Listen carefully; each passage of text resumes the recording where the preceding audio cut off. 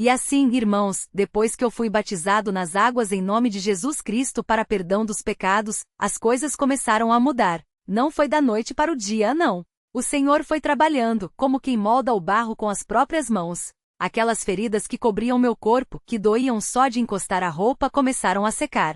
Primeiro vieram as casquinhas, depois a pele nova rosada, como se Deus estivesse escrevendo uma nova história em mim. Os médicos falavam, isso aqui é raro, não tem explicação. Mas eu sabia. Era a mão do Senhor. Cada manhã, quando eu acordava e via as marcas sumindo, eu dobrava os joelhos e dizia, glória ao nome santo do Senhor. Mas não foi só o corpo que sarou, não. O coração também. Aquela sede de estar na praça, de ouvir aquelas músicas que só traziam lembranças ruins, foi passando. Não que a tentação sumisse, o adversário não desiste fácil, mas agora eu tinha uma força maior. O Espírito Santo, que eu tinha recebido quando fui batizado, começava a falar comigo. Às vezes era uma voz mansinha, como um vento suave, filho, não vai por aí. Outras vezes era uma convicção tão forte que eu sentia como se alguém estivesse segurando meu braço. Esse lugar não é para você. E a minha mãe? Ah, irmãos, a minha mãe. Ela que tanto havia chorado, que tanto havia orado em silêncio, agora via o filho de volta. Não só no corpo, mas na alma. Eu começava a congregar direitinho, a participar dos cultos, a ajudar nos trabalhos da igreja. Um dia, depois de um culto de doutrina, ela me chamou no cantinho da cozinha, vocês conhecem, aquele lugar onde as mães falam as coisas mais sérias, e disse assim, com os olhos brilhando, filho, eu sonhei com você ontem. Sonhei que você estava num barco, e o mar estava brabo, mas você estava firme, segurando um remo. E tinha uma voz que falava, não solta que eu tô guiando. Eu não precisei perguntar o que aquilo queria dizer. Sabia que era Deus confirmando, eu não te larguei, e não vou largar. Mas o adversário, ele não gosta de ver a obra de Deus avançando, não é? Um dia, depois de uns 6 meses que eu estava firme na igreja, veio uma prova. Um dos meus antigos amigos da praça, aquele que mais me puxava para coisas erradas, apareceu na porta da minha casa. Tava com um carro novo, roupa bonita e falou assim, ô irmão, você tá perdendo tempo nessa igreja aí. Vem comigo que a vida é curta, e a gente pode ganhar dinheiro fácil. Na hora eu senti aquele aperto no peito. Não era medo não. Era o Espírito Santo me avisando, cuidado. Eu olhei para ele e falei, eu já ganhei algo muito melhor que dinheiro. Ganhei a paz. E isso, você não pode me oferecer. Ele riu, falou que eu estava lavado e foi embora. Mas eu entrei em casa tremendo, não de fraqueza, mas de gratidão. Porque eu sabia, aquela batalha não era minha, era do Senhor. E as bênçãos, irmãos, começaram a vir de um jeito que só Deus explica.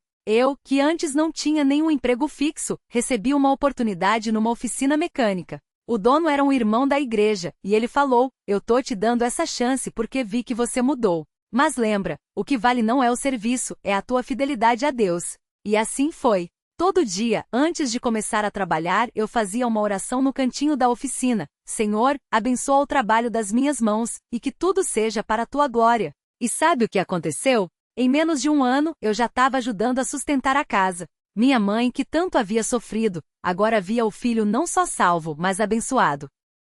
Mas a maior bênção mesmo, irmãos, não foi o dinheiro, não foi a saúde, não. Foi ver a minha família toda servindo a Deus.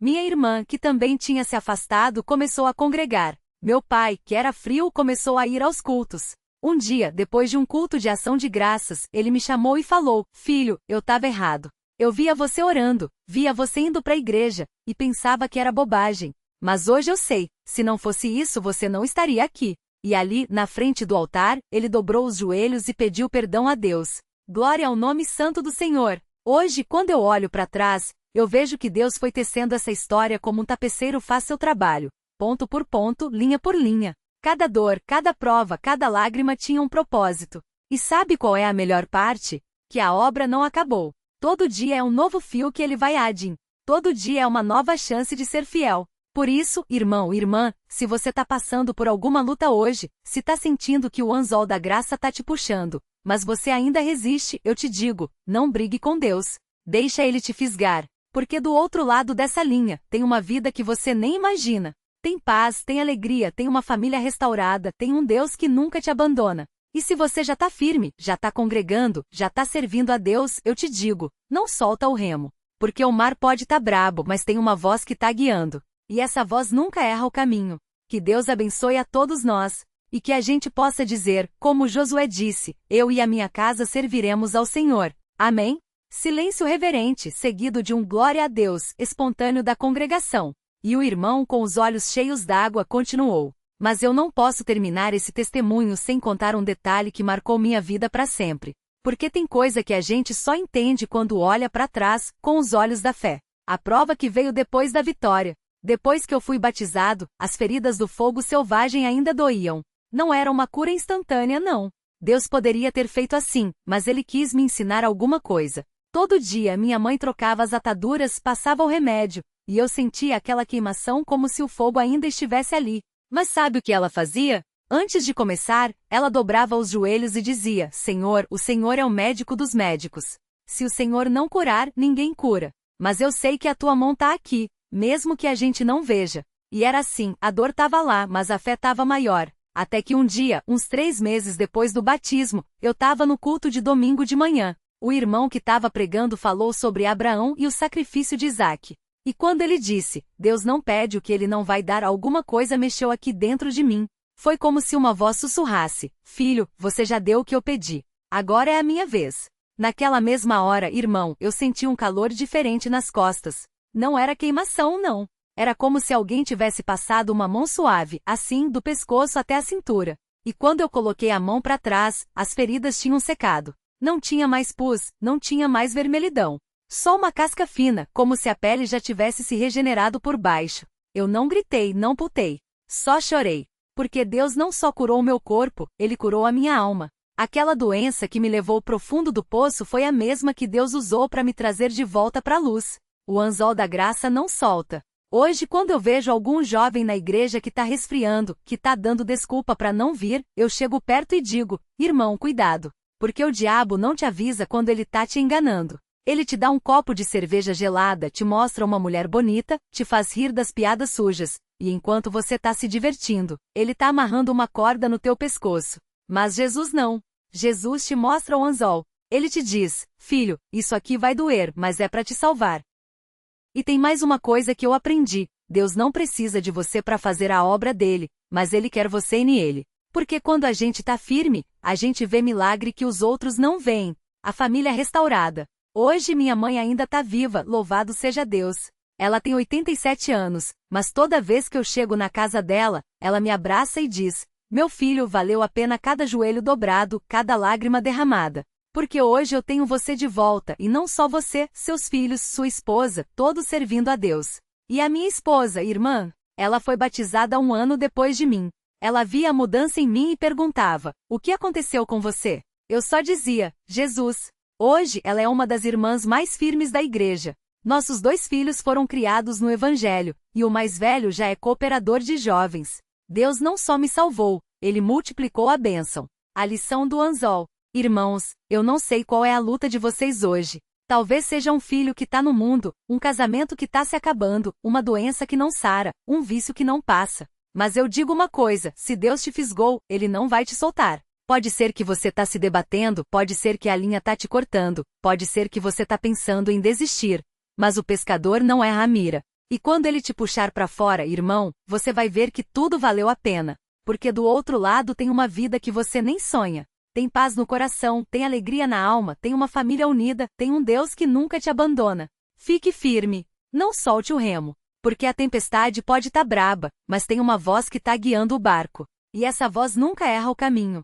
Que Deus abençoe a todos nós. E que a gente possa dizer, com toda certeza, eu e a minha casa serviremos ao Senhor. Glória a Deus. A congregação responde em uníssono, glória a Deus. Amém. Notas finais. Para uso interno da CCB. Para jovens, este testemunho pode ser usado em reuniões de jovens destacando o perigo do resfriamento gradual, não foi de uma hora para outra. A influência das más companhias, amigos da praça, cinema. A fidelidade de Deus mesmo na rebeldia. Para famílias, enfatizar o poder da oração dos pais, mãe que orava em silêncio. Para enfermos, mostrar que Deus usa até a doença para trazer de volta, mas a cura vem no seu tempo. Para cooperadores, o papel da correção fraterna, Deus não faz barganha com o homem. Frase de impacto para encerrar. Se Deus fez isso na vida desse irmão, que já estava quase perdido, imagine o que Ele pode fazer na sua. Só não desista, porque o anzol da graça já te fisgou, e Deus não solta o que é seu. Continuação do relato fiel ao padrão da CCB. O irmão faz uma pausa, olha para o chão por um instante, como se revivesse cada detalhe. A congregação está em silêncio, alguns irmãos com os olhos úmidos. Ele levanta a cabeça e continua com voz firme mas emocionada. Mas eu não posso parar por aqui não. Porque tem uma parte dessa história que muitos não sabem, e que mostra como Deus não só me tirou do lodo, como também me deu um ministério de restauração dentro da sua obra. E isso, irmãos, é que eu quero compartilhar com vocês hoje. Ele ajusta a gravata, respira fundo e prossegue. O anzol que não solta. Depois que eu fui batizado, pensei, agora tá tudo resolvido, vou viver em paz. Mas o adversário não desiste fácil não. Ele sabe que quando um filho de Deus se levanta, ele perde território. E foi aí que veio a segunda prova, dessa vez não para me afastar, mas para me testar na fidelidade. Eu tinha voltado para a igreja, estava congregando direitinho, mas ainda tinha um orgulho escondido no coração. Achava que por ter passado por tudo aquilo, agora eu era diferente, merecia um lugar de destaque. Comecei a olhar os irmãos com certo desprezo. Esse aí nunca passou pelo que eu passei, não sabe o que é lutar. E sabe o que Deus fez? Ele me humilhou de novo. Mas dessa vez, não com doença, não com sofrimento, com silêncio. Ele faz uma pausa, olha fixamente para a congregação. Um dia depois de um culto, o irmão que era cooperador na época me chamou num canto e falou assim: irmão, você tá congregando, tá orando, tá até louvando bonito, mas cadê a tua gratidão? Você parece que tá aqui por obrigação, não por amor. Deus te tirou do fundo do poço, e você tá agindo como se fosse um favor que ele te deve. O irmão abaixa a voz como se revivesse a cena. Aqui, irmãos, doeu, porque era verdade. Eu tava ali sim, mas o meu coração ainda tava duro. Não era gratidão, era negociação. Deus, eu tô aqui, agora me dá isso, me dá aquilo. E sabe o que o Espírito Santo me mostrou naquela noite? Uma visão. Eu tava em casa de joelhos pedindo perdão, quando de repente vi uma mão, não era uma mão humana não. Era uma mão grande e forte segurando um anzol. E nesse anzol, em vez de um peixe, tava eu, todo ensanguentado, lutando para soltar. Mas a voz disse: você acha que foi você que se libertou? Foi a tua força? Não, filho. Foi a minha graça que te fisgou. E agora, você quer soltar o anzol de novo? Ele para, engole em seco. Alguns irmãos murmuram glória a Deus baixinho. Na mesma hora eu caí no chão. Não de dor, não. De vergonha. Porque eu entendi. Deus não me salvou para eu ser um troféu na prateleira. Ele me salvou para eu servir, para eu testemunhar, para eu ajudar outros peixes que estão se afogando no mesmo mar que eu quase me afoguei. E foi aí que tudo mudou. A restauração que vem pela obediência. No domingo seguinte, o irmão presidente chamou os cooperadores e falou: precisamos de alguém para trabalhar com os jovens. Alguém que entenda deles, que já passou pelo que eles estão passando. Ele sorri, quase rindo. Irmãos, eu tremi, porque eu sabia que Deus estava me chamando para isso. Mas o adversário veio logo. Você? Com esse passado? Quem vai te ouvir? Mas lembrei da visão do anzol. E fui. Comecei a trabalhar com a mocidade. Não como um exemplo de santidade não. Como um irmão que entende da luta. E sabe o que aconteceu? Ele aponta para um grupo de jovens sentados nos bancos da frente. Aqueles três ali, o Carlos, o Mateus e o Lucas, eram os rebeldes da igreja. Fumavam escondido, faltavam culto, viviam de briga com os pais. Hoje, todos batizados. O Carlos até já está cooperando na escola dominical. E sabe como Deus usou para alcançar eles? Através da minha história. Um dia, o Carlos me chamou num canto e falou: irmão, como é que o senhor conseguiu parar de ir para a praça? Como é que o senhor aguentou a doença? Porque eu tô tentando, mas parece que não consigo. Ele abaixa a voz, emocionado. Eu não falei de teoria não. Eu falei da minha mãe orando de joelhos. Falei do centro espírita. Falei das bolhas no corpo. Falei do anzol da graça. E quando eu terminei, o Carlos estava chorando. E disse uma coisa que eu nunca vou esquecer. Se Deus fez isso pelo Senhor, que estava perdido, Ele pode fazer por mim também. Ele faz uma pausa longa. A congregação está em silêncio absoluto. Irmãos, isso é a obra de Deus. Não é método, não é estratégia. É um Deus que não desiste dos seus. Que usa até as nossas falhas para glorificar o seu nome. A prova final, quando Deus testa a fé. Mas o adversário não estava satisfeito. Ele veio com a última investida. 2 anos depois, minha mãe, aquela que orou por mim em silêncio, que dobrou os joelhos até Deus responder, adoeceu. Câncer. Os médicos deram 6 meses. Ele fecha os olhos por um instante, como se ainda doesse. Eu caí em desespero. Deus, por quê? Depois de tudo, agora minha mãe? Eu chorava, gritava com Deus. Até que numa noite, enquanto eu estava velando ela no hospital, o Espírito Santo me falou: Você confia em mim? Ou só quando as coisas estão bem? Ele olha fixamente para a congregação. Aí eu entendi, Deus não estava me tirando nada. Ele estava me dando uma chance de mostrar que a minha fé não era só de boca para fora. Comecei a jejuar, não para pedir cura, para pedir a vontade dele. E sabe o que aconteceu? Minha mãe viveu mais 3 anos. 3 anos que ela usou para abençoar a família, para ver os netos crescendo, para servir na igreja até o último dia. E quando Deus a chamou, ela foi em paz, com um sorriso no rosto, falando: Já tá tudo pronto. Eu vou para casa. Ele sorri com lágrimas nos olhos. No velório, o médico que cuidava dela, um homem que não cria em Deus, me chamou num canto e falou: Eu não entendo. Pelo exame, sua mãe deveria ter morrido em 6 meses.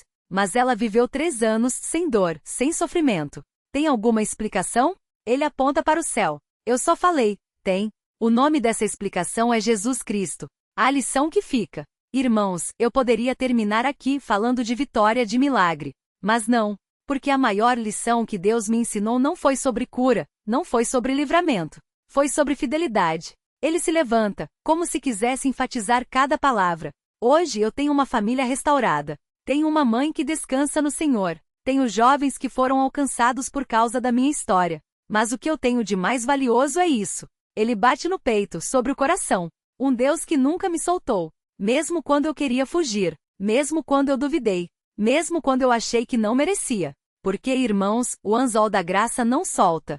Pode doer, pode machucar, pode parecer que tá rasgando a gente por dentro, mas não solta. E quando a gente para de lutar e se entrega, aí sim a obra começa. Ele olha para os jovens, para os pais, para os idosos. Então eu pergunto para vocês hoje: tem algum aqui que tá tentando soltar o anzol? Tem algum que acha que já tá perdido demais? Tem algum que olha pro passado e pensa que Deus não pode usar? Ele estende as mãos como em um apelo. Mentira do inimigo. Se Deus usou um homem como eu que já esteve no fundo do poço, que já negou a fé, que já sofreu na carne, Ele pode usar você também. Mas tem uma condição: fique firme. Não solte o remo. Não negocie com Deus.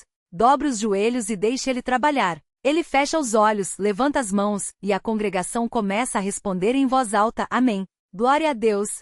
Porque a obra que Deus começa, Ele termina. E quando Ele terminar, vocês vão olhar para trás e vão dizer, como eu tô dizendo hoje: valeu a pena. Cada lágrima, cada luta, cada noite de oração valeu a pena. Ele abaixa as mãos, sorri, e diz com voz serena: que Deus abençoe a todos nós, e que a gente possa viver não só para ser salvos, mas para salvar. A congregação explode em glórias: glória a Deus. Aleluia! O nome do Senhor seja louvado. Notas finais, para uso na CCB. Para jovens em risco de afastamento. Usar a parte da praça versus igreja para mostrar que o mundo oferece diversão momentânea, mas Deus oferece propósito eterno. Enfatizar: o adversário não te convida para coisa ruim de cara. Ele começa com um só hoje, ninguém vai saber, e quando você vê já tá fisgado. 2. Para paz com filhos afastados. Destacar o poder do silêncio e da oração. A mãe que não brigava, mas orava. Lembrar: Deus ouve o clamor dos pais. Mesmo que você não veja agora, o anzol da graça já está trabalhando. 3. Para enfermos ou em provação. Mostrar que Deus usa até a doença, fogo selvagem, câncer da mãe para um propósito maior. Frase-chave: a cura pode não vir como a gente quer, mas a graça de Deus sempre chega na hora certa. 4. Para cooperadores e obreiros. A importância da correção com amor. O cooperador que falou: Deus não faz barganha. Lembrar: a nossa função não é julgar, é restaurar. Frase final para reflexão: se Deus pôde transformar um peixe fisgado num pescador de almas, imagine o que Ele pode fazer com você, se você soltar o orgulho e segurar o anzol. Glória a Deus! Pessoa feliz levantando as 2 mãos.